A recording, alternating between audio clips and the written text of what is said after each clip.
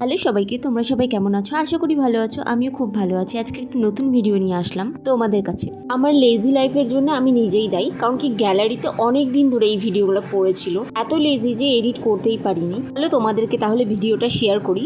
আমরা একটু বাজারে এসেছি বিশেষ কারণে। এটা রিলায়েন্সে আমরা এসেছি এখানে গ্রসারি কিছু শপিং করতে।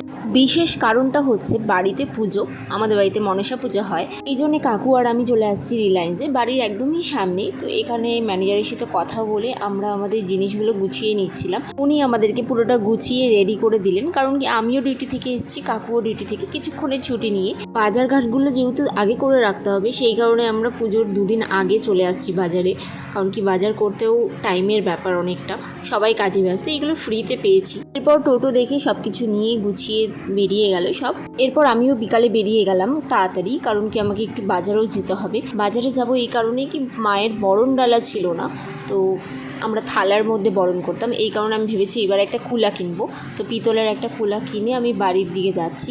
এসে দেখি বাড়িতে অলরেডি সব কিছু হয়ে গেছে। তোমরা ভাবছো এগুলো কি? এগুলো বুঁদিয়া।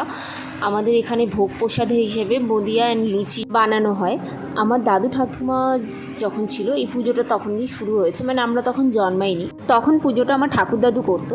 তো যাই হোক, ওই পুজো এখনও অবধি কন্টিনিউ চলছে। এই দেখো বরণ ডালাটা, সুন্দর না? খুব সুন্দর কুলাটা, আর অনেকটা বড়ও আছে। মন্দিরে এসে দেখি মায়ের মুখটা একদম চকচক করছে। আমাদের মা মনসা হচ্ছে একদম বিরাজমান বাড়িতে, ইনি পাথর দিয়ে বানানো আছে। মা শীতলার মূর্তিটা মাটির, প্রতি বছর নিয়ে আসা হয় তাকে বিসর্জন করে। এদিকে বাবা শিবও বসে আছে, পাশে নন্দীও বসে আছে। মা যদি আশীর্বাদ করে আমাদেরকে, আগামী বছরগুলোতে আমরা চেষ্টা করব মাকেও প্রতিষ্ঠা করে দেওয়ার।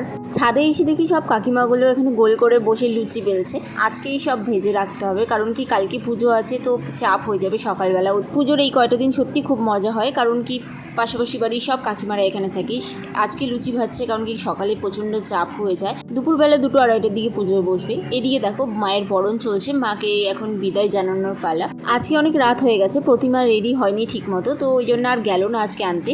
আজকে বিসর্জন দিয়ে আসা হবে, তারপরে আমাদের ঘট ভরতে যাবে। এদিকে ভাই আর কাকু মিলে প্রতিমা নিয়ে যাচ্ছে। আমাদের বাড়ির একদমই সামনে নদী আছে, তো ওটা নিয়ে কোনো অসুবিধা হবে না। তো ওই জন্য সামনে একটা ভ্যান ছিল, ভ্যানে করে নিয়ে যাচ্ছে।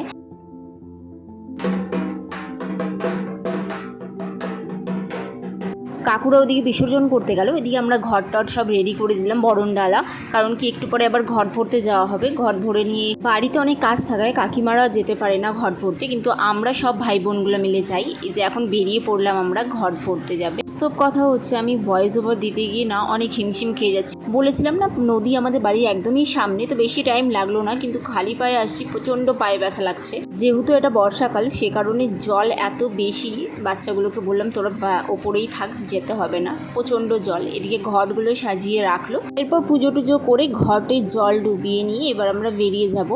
তো যেহেতু বেশি জল বেশিক্ষণ থাকা যাবে না, এদিকে প্রচণ্ড পরিমাণের বৃষ্টি হচ্ছে, ওয়েদার কখন কি হয়ে যায় বোঝা যায় না। তো এই কারণে আমরা তাড়াতাড়ি বেরিয়ে গেলাম ওখান থেকে।